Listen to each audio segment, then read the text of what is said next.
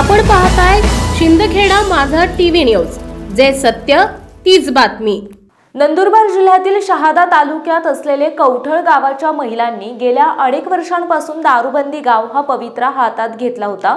त्या अनुषंगाने आजपर्यंत दारूमुक्त गाव बनले आहे। शिवाय गावात दारू तयार आणि विक्री देखील होत नाही, ही विशेष बाब आहे। त्यानिमित्ताने दारूबंदी मोर्चाच्या अध्यक्षा गीतांजली ताई कोळी यांच्या मार्गदर्शनाखाली महाराष्ट्र दारूबंदी महिला युवा मोर्चाचा 10वा वर्धापन दिवस साजरा करण्यात आला आहे। यावेळी प्रमुख पाहुणे म्हणून शहादा पोलीस स्टेशनचे पोलीस निरीक्षक निलेश देसले, साहूरचे सामाजिक कार्यकर्ते राहुल सोनवणे, कमरावतच्या उषाताई कोळी, शहादा येथील रेखाताई कोळी, कवठळ गावाचे सरपंच पोलीस पाटील सह गावातील बहुतांश महिला कार्यकर्त्या आणि कवठळ गावातील 100% महिला रहिवासी उपस्थित होत्या। यावेळी महिला दारूबंदी मोर्चा अध्यक्ष गीतांजली कोळी, पोलीस निरीक्षक निलेश देसले, सामाजिक कार्यकर्ते राहुल सोनवणे यांनी आपल्या मनोगतातून दारूविषयी फायदे आणि नुकसान यावर महिला आणि पुरुषांना मार्गदर्शन केले। त्याचप्रमाणे महिलांनी सहकार्य केल्याबद्दल विशेष आभार मान्यवरांनी मानले। यावेळी लहान मुलांना खाऊ वाटप आणि भोजनाचा आस्वाद घेऊन कार्यक्रम खेळीमेळीच्या वातावरणात संपन्न झाला। सदरील गावाचे आदर्श आणि इतर गावांनीही घेऊन एक नवा आदर्श निर्माण करणे आज काळाची गरज आहे। यामुळे कुटुंब उद्ध्वस्त होण्यापासून वाचते। दारूबंदी महिला युवा मोर्चाने घेतलेल्या समाजोपयोगी कार्याचे सर्वत्र कौतुक होत आहे।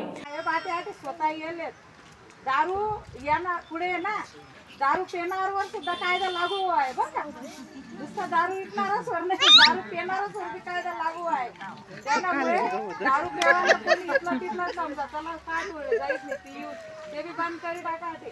हा कोणी जर जाते ते हा साहेब आता येले कशासाठी येले आई तुम्हाला येले लेकरे तर तुम्हाला आयुष्य चालणं गे त्यांना दारू पीस नाही, दारू विकीस नाही किंवा दारू आई करीच नाही समर्थन करून तुम्हाला आयुष्य घे काही तुम्हाला विकास व्हायला नाही। या पोरेस आपले डॉक्टर इंजिनियर बनायला शिकले जवळ बाप धर्म दारू पीस त्यांना दसरी पोरे बी तसं शिकतं।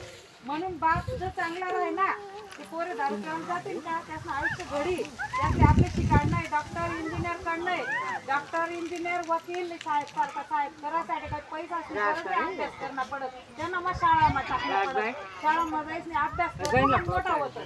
त्यामुळे असं नाही राहत की पैसा वाला शिकतं असं काही नाही राहत। डॉक्टर बाबासाहेब आंबेडकर गरिबी माहीत एवढा मोठा होईना त्यासनी एवढं संविधान मोठा मोठा लोक गरीब अनेक संघर्ष माहिती त्या साहेब होले त्यासले मी विनंती करत माननीय देसले साहेब देसले त्यांना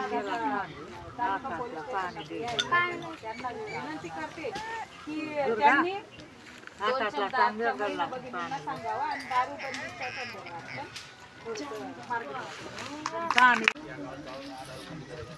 स्पेसिफिकली एवढंच सांगितलं होतं दारू कोण विकते गावातल्या लोकांना माहित असतं। आमच्यासारखं जर बाहेरून आलं ना आम्हाला कोणी सांगत नाही दारू कुठं विकते काय सांगत नाही। मी फक्त एवढं सांगितलं होतं की कोण कुठं विकतंय तेवढं मला फक्त तुम्ही सांगा, त्याचा स्पॉट सांगा, लँडमार्क सांगा, कुणाच्या घराजवळ वगैरे आणि तुमचं काम आम्ही करतो। तुमचं नाव पण कुठं काही येणार नाही। अशा पद्धतीने आम्ही बऱ्याचशा गावांमध्ये मोयद्याला वगैरे असेच प्रकार केलेले आहेत। त्याच्यामुळे ही दारू देऊन नेस्तनाबूत झालेली आहे। आणि आपण पण आपल्या घरच्यांना एक प्रबोधन केलं पाहिजे, की चांगली सांगितलं पाहिजे की बाबा दारूमुळे असे प्रकार होतात, आजारी पडतो माणूस, आजारी किडनी फेल होते, लिव्हर फेल होतं, त्याच्या माणसाचं आयुष्यमान कमी होतं त्या गोष्टी। आणि हे जर संस्कार आपल्या मुलाबाळांवर जातील तर आपण त्या मुलाबाळांना मोठं कसं काय करणार। त्याच्यामुळे आपल्या आता जे बसलेले लहान मुलं वगैरे त्यांना पण सांगणं आहे की आपण इतर वायफाय गोष्टीकडे लक्ष देता फक्त शिक्षणावर लक्ष दिलं पाहिजे। शिक्षण जर चांगलं घेतलं तर आपण भविष्यात आपापल्या स्वतःच्या पायावर आपण उभं राहून आपण एक चांगला नागरिक निर्माण होणार। चांगला नागरिक निर्माण झाला म्हणजे एक चांगलं राष्ट्राचं हित तयार होतं। म्हणून मी सगळ्यांना पोलीस डिपार्टमेंटपासून आश्वासन देतो की आपल्याला काही अडचण असेल दारूबंदीच्या बाबतीत किंवा इतर गोष्टी काही अडचण असेल तर आम्हाला पर्सनली येऊन सांगायचे। आम्ही 24 तास तयार आहे तुमच्या मदतीसाठी। सरपंच साहेबांना सांगा, तुम्ही जर येऊ शकत नाही तर सरपंच साहेबांना सांगा, सरपंच साहेब आम्हाला कळते काय ते अडचण। तरी मी मॅडमांचा आभार मानतो, त्यांनी आम्हाला बोलवलं इथं कार्यक्रमाला त्याबद्दल आणि विशेषतः सर्व महिलांचे मी आभार मानतो। आणि माझं पण कसं आहे आता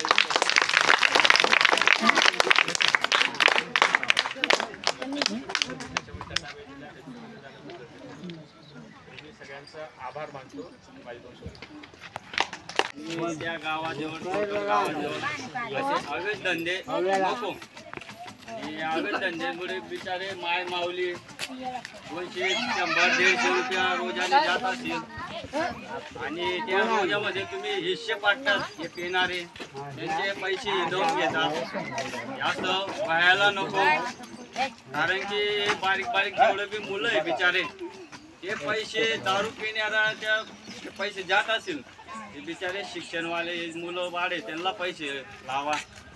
आज त्यांना एवढी सवलत आहे कुठे बी ते लागू शकतील अतिशय. आणि एवढे हुशार मुलं आहेत ते बिचारे तेव्हा बी नोकरीला लागू शकतील.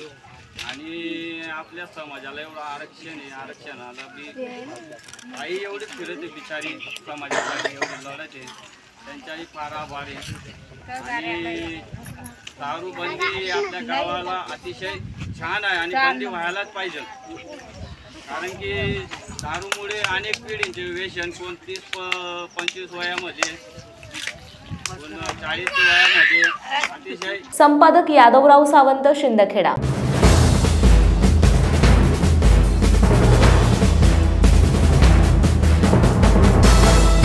आपण पाहताय शिंदखेडा माझा टीव्ही न्यूज, जे सत्य तीच बातमी.